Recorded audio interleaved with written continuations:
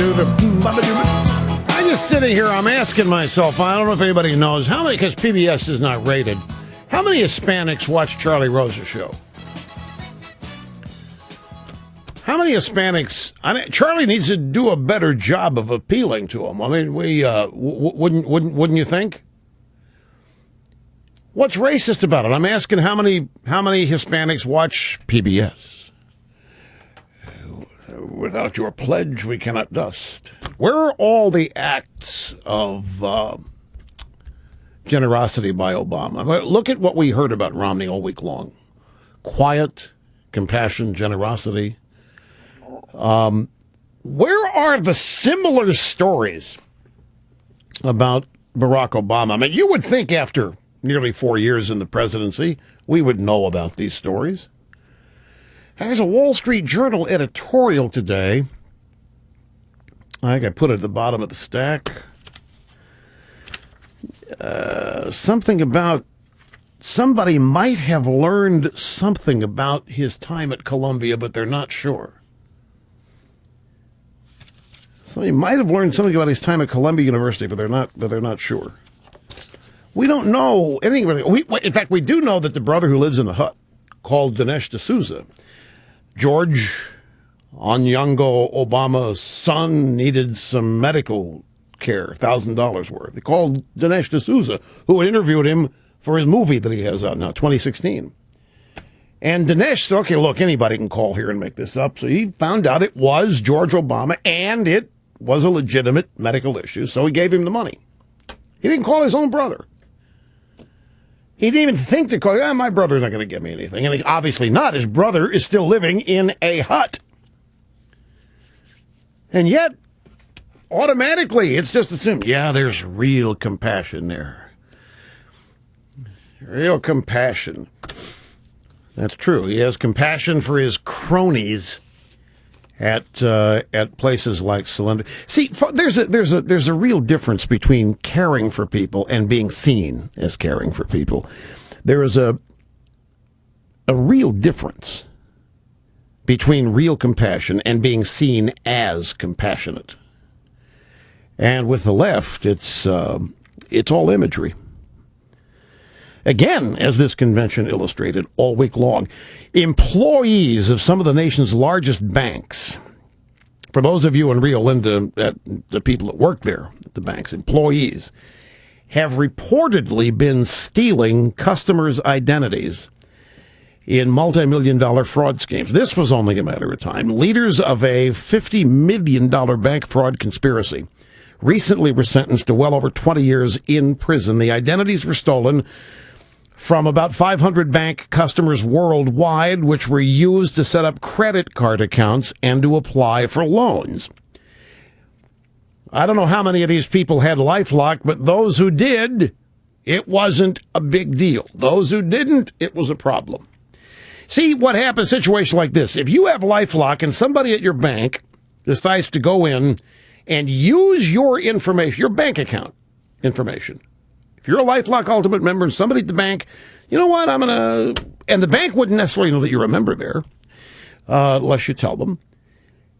They try to use your number, and there's giant alerts pop up everywhere at LifeLock, and you get an email, and you get a phone call, and you are asked if you are the one engaging in this activity. And, of course, if you're not, it gets shut down. That's not approved, and that's that. And this is the magic of this stuff. And they do it for your credit cards. They do it for your Social Security number and now your bank accounts. LifeLock Ultimate handles everything, but not if you're not a member. You have to join. And it doesn't cost very much, and it costs even less when you call and use my name, Rush. Call 800-440-4833. That's the number to LifeLock. Use the offer code RUSH.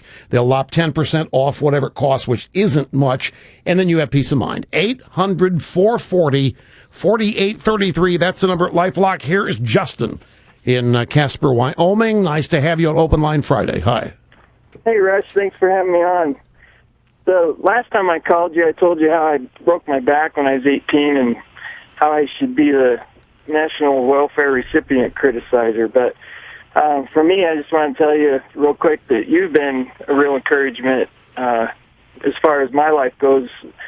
telling us what a great country we live in, and reminding us that, and encouraging us of all the opportunities. And today, I'm living the American dream. So, but my point was, I guess I'm a birther, I guess you'd call it. But when I was watching the speech last night... Wait, whoa, just a second. What exactly does that mean? When you are call here and confess as to being a birther, what are you telling us? Well, for me, I don't believe that Obama's been truthful as far as his past goes. I don't buy the latest certificate of... Okay. I just wanted to get that out there so everybody knew who you were. Okay. Yeah. Take it away.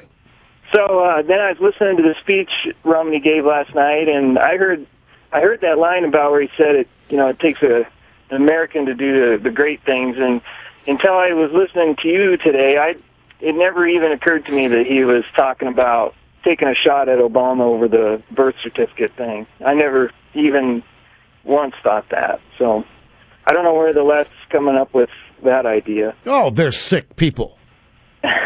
They are. It was at a moment in Romney's address where he was memorializing Neil Armstrong.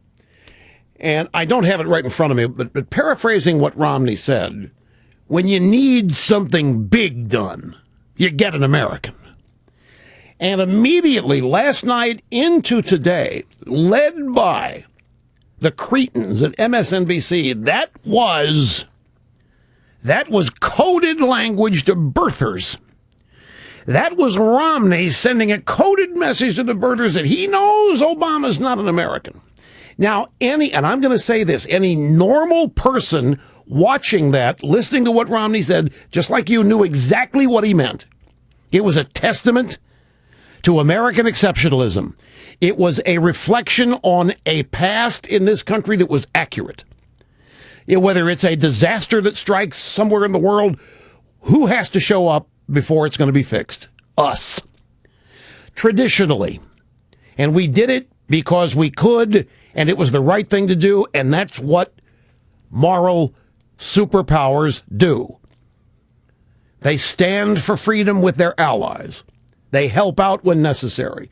We were the ones able to do it. When the world needs someone to do the really big stuff, you need an American. The very idea that there are people who can be offended by that, to me, is illustrative of what we're up against. See, for me, I don't understand being offended by that. I can't relate to being offended by that. I can't relate to somebody seeing birtherism in that comment. Just like I can't see racism when Romney mentioned Chicago or some of these other outrageous things. That's one of the best lines of the night. The best line of the night was when Romney said that Obama promised to lower the sea levels and heal the planet. I promise to do everything I can to help your family. That was the convention. That was the speech. That was the essence of it, boiling everything down to what we are all about, particularly now. Justin, I'm glad you called. Thanks very much. We have to take a brief obscene profit timeout. Back with more of your phone calls on Open Line Friday after this.